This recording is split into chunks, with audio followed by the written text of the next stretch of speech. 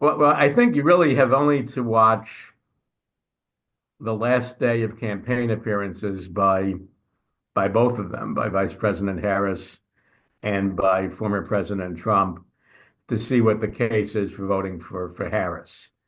With Harris, you have someone who's smiling, the crowds are in good humor, and she's talking about the importance of American democracy, and she's talking in general terms, as any candidate does the day before the election day, about what she wants to do for the country. And with Trump, you have someone who appears tired, who appears unhappy, who appears angry, and he's talking about his personal grievances from the outcome of the 2020 election to his own presidency and what came before and what I hope will not come afterwards. And it sounds like political rhetoric, but it really is a choice between someone who's optimistic and inclusive and focused on the future and someone who can't get beyond his own personal grievances.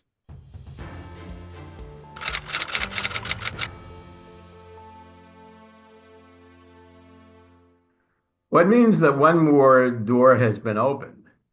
And I think not just symbolically, but substantively, when someone at the head of the government opens a door, there's a sense that doors are opening all over the country and in other places, that women won't be denied promotions or denied jobs because they're women, that people who have their origins not only in Europe, but in Africa, family origins eventually looking back in Africa or South Asia, that the country belongs to them too.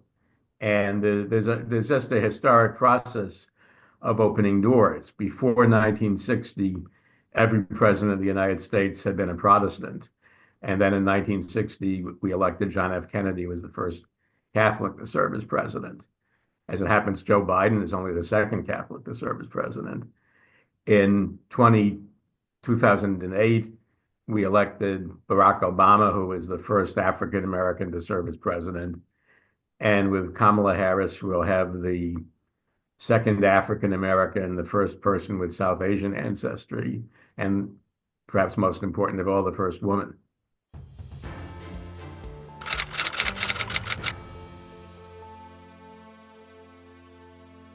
I think there's a lot of concern.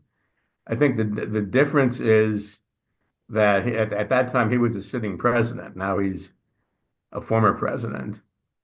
And I don't think any sensible person, whatever their politics, wants to see what happened on January 6th happen again. So I think people both realize that there's a danger of another January 6th, and that another January 6th is something that no reasonable person, Democrat, Republican, or Independent, wants to see happen again. So I think, in a sense, just as people have developed antibodies to COVID over the past 4 years, I think the body politic has developed antibodies to what happened on January 6th.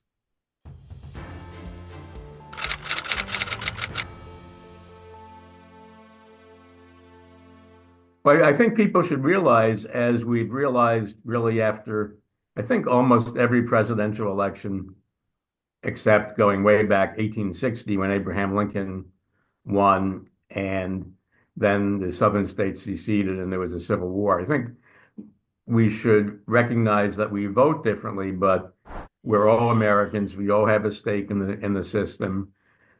Part of the One of the great things about democracy is there are no final victories and there are no final defeats. You could lose in one election and win in the next election. And another great thing about the American system of democracy is it's not a unitary system. It's a federal system. It's a system with three branches of government. So it's quite possible that we'll have a president from one party and a House and the Senate, one or both of them from another party. And there were 50 states, and each with their own governor and state legislature, and they're going to be from different parties. So no one's going to have absolute power in this country, no matter what the outcome is of the presidential election. There's going to be a division of power between the three branches of government, between the federal governments and the states and the localities. So everyone should realize that both, not just philosophically, but practically, they have a stake in the system because there's going to be somebody at some level of government who shares their views.